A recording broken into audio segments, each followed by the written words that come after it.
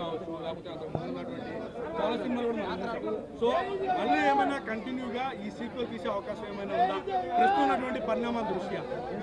Right నా too early అండి. ఇప్పుడు ఈ సినిమాలో బిజీగా ఉన్నాం. యోన్ శపథం అనే సినిమాలు బేసిక్గా వైఎస్ఆర్ గారు పోయినప్పటి నుంచి 2 సినిమాలు కలిపి సిబిఎన్ గారు జైలుకి వెళ్ళే వరకు అదే కథ ఎదుగుతాం. ఫస్ట్ పార్ట్ నిన్న రిలీజ్ అయింది. చాలా స్ట్రీట్ అంతా చాలా మంచి రెస్పాన్స్ వచ్చింది.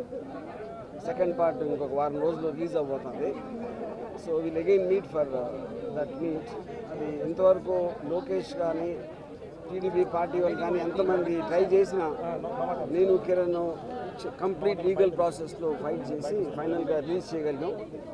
సినిమాలో మన అజ్మల్ గారు జగన్ పాత్ర ఎక్స్ట్రాడినరీగా చేశారు. అలాగే మానస గారు భారతి గారి పాత్ర సూపర్గా చేశారు. And I want to thank all of them our contribution. Yeah.